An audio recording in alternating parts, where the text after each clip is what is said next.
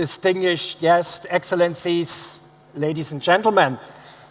It's a great honor for me to speak today here to this marvelous audience. Global food security is one of the major challenges of the 21st century. It will require a great deal of effort, political will, investment, innovation, global cooperation. One very important aspect is the improvement of seeds. The world needs better seeds, seeds that produce higher yields and whose crops are better adapted to changing climate and are more nutritious. The Crop Trust is an international organization that makes this possible. The development of better seeds based on the conservation of plant genetic resources for food and agriculture, and making those resources available for agricultural research and plant breeding. Estimates suggest that in a business-as-usual scenario, global demand for food will increase by 50 to 60% by 2050. In more concrete terms, the world needs to close the crop production gap from 13,000 trillion calories in 2010 to more than 20,000 trillion calories in 2050. But, ladies and gentlemen, this is not the only challenge. Let me point out two additional challenges to global food security. First, access to food is extremely unevenly distributed. A frightening number of people cannot translate their need into demand. 735 million people have faced hunger in 2023, 1 out of 11 people in the world and 1 out of every 5 in Africa. Second, calorie supply alone is not sufficient. In addition to those suffering from acute hunger, there are an estimated 2 billion people in the world who suffer from so-called hidden hunger. Current data reveal that approximately 50% of preschool-aged children and 2/3 of women of reproductive age have at least one micronutrient deficiency. The most common deficiencies involve key nutrients such as iodine, vitamin A, iron, and zinc, which are critical for growth, immune function, and cognitive development. Many countries bear so-called double burden. Their populations suffer partly from nutritional deficiencies, partly from overnutrition. Insufficient and poor nutrition not only cause health problems and personal suffering. For societies, they also mean missed development opportunities. Countries that are unable to invest in good and balanced nutrition today will have no chance of prosperity in the next generation. In summary, the world is facing 3 major food challenges today and in the future. The need to produce more, the need to ensure access for food to all, to overcome hunger, and third, the need to significantly improve the quality of food. But while on the one hand, more and better food must be produced for everyone, on the other hand, the possibilities for doing so are becoming increasingly difficult. Allow me to mention just 3 main factors that are closely related. First, land degradation.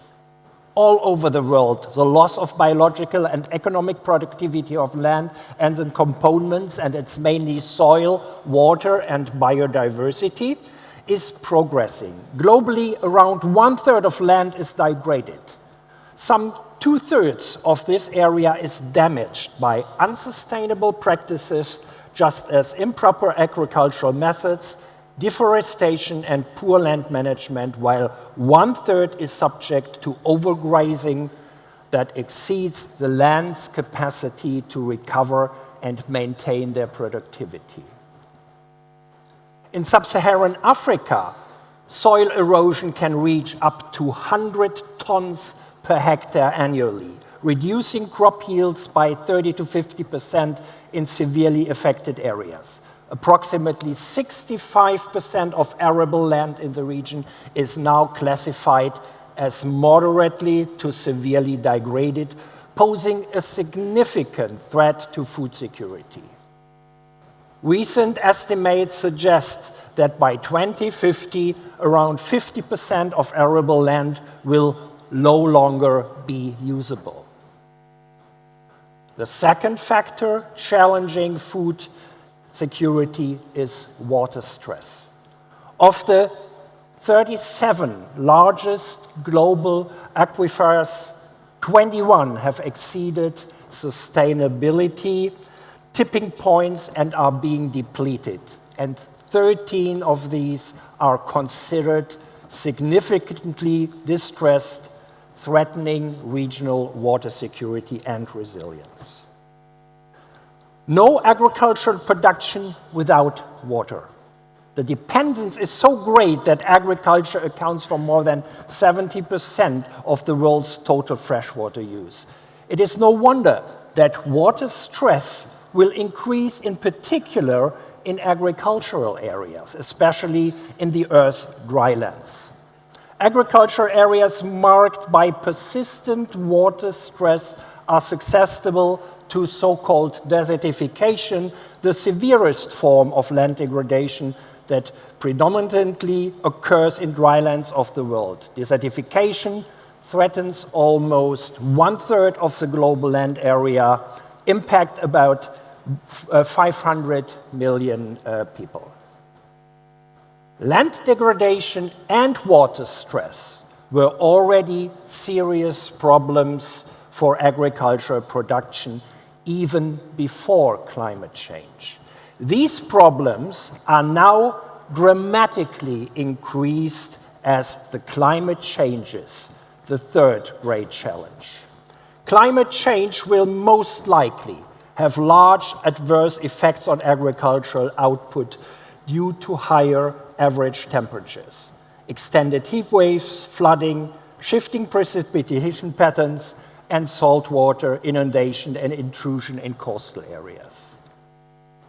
All of these knowledge about natural capital is not new, ladies and gentlemen. We know that more than half of global GDP is moderately or highly reliant on natural capital, on land, water, and biodiversity. The associated risks are increasingly being perceived as serious as the latest global risk report by the World Economic Forum is clearly telling us.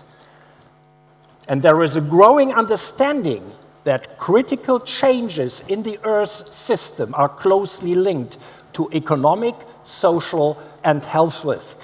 Economic downturn, involuntary migration, deterioration of health conditions, just to name a few, again, due to the latest global risk report of the World Economic Forum. We are facing some major challenges, for example, adapting to climate change worldwide. Without increased efforts to adapt to climate change, it will not be possible to ensure the world's food supply in the future. The right beginnings have been made, but greater efforts are needed.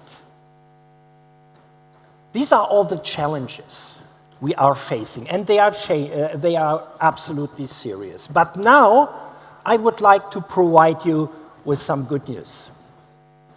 There are encouragingly many approaches to counteract the negative trends. Half a century ago, as you can see from this slide, half a century ago, the increase in agricultural production could be explained mainly by two factors: more inputs, such as fertilizer, and an increase in the area of cultivation. This has changed over the last 50 years completely. Today, input intensification and area expansion play only a minor role. They still play a role, but a minor role. And we need to make sure that we decrease it to zero. Today, quite different factors are crucial for the increase in production. Today, it is mainly the results of research, innovation, and know-how. It is therefore not surprising that a study comes to a very clear conclusion when answering the question of how to most cost-effectively reduce hunger in the world. The most effective measures are agricultural research and development, agricultural extension services, the use of information and communication technologies in agriculture, and small-scale irrigation schemes. This study refers only to hunger reduction, but the results can be generalized. Agriculture in the 21st century needs research, innovation, and know-how. And let me add one important point. Agriculture in the 21st century needs diversity. There is no one-size-fits-all. Diversification of agri-food systems is a broad innovation concept that means using a wide range of options and spreading risk. There can be no structural resilience without diversity. Farmers in the 21st century need more than access to land and water. They need access to markets, to credit, to knowledge, and to the fruits of agricultural research. One of the most important results of agricultural research are improved seeds, I mentioned at the very beginning. Access to improved seeds is perhaps the most important single factor in enabling farmers to grow more and better products. Agricultural research and professional breeding are making enormous progress today when it comes to bringing better seeds to the market that are better adapted to climate change, that produce higher yields with less input, that are more nutritious. The raw material for this remarkable progress is plant genetic resources for food and agriculture, which are mainly conserved in gene banks and made available from there to research and breeding. Using crop diversity ticks so many developmental boxes, as you can see from this slide. Using the genetic diversity of crops enables us to breed crops that are climate resilient, more resource efficient, less perishable, higher yielding, suitable for more diverse cultivation, and more nutritious. Crop diversity is a very fundamental answer to the challenges of climate change. Diversity matters. Old economists' wisdom teaches us, don't put all your eggs in one basket. But when it comes to agriculture and food around the world, we often do just that. We put all our eggs in one basket. About 75% of all cultivated plant varieties have disappeared from the world's field during the 20th century. Wheat, maize, and rice dominate today the world of food. These three crops together are grown on more than half of the world's cropland and cover almost 2/3 of the calorie needs of the world's population. This is highly risky, and this is poor economics. Crop diversity offers so many opportunities Let's use them. Let's turn orphan crops into opportunity crops. The Global Crop Diversity Trust, or Crop Trust for short, is an international organization mandated to make sure that crop diversity is securely conserved in gene banks and made available for agricultural research, plant breeders, and farmers. The Crop Trust is a strong implementing partner together with FAO, IFAD, and CGIAR system of the Vision for Adapted Crops and Soils, the so-called VAX initiative, which has created a strong global movement that aims to rediscover neglected crops, that promotes an agricultural practice in which crops nourish the soil and the soil nourishes the crops, and that promotes crops that not only fill people's stomachs but also nourish them. Thank you very much for your attention.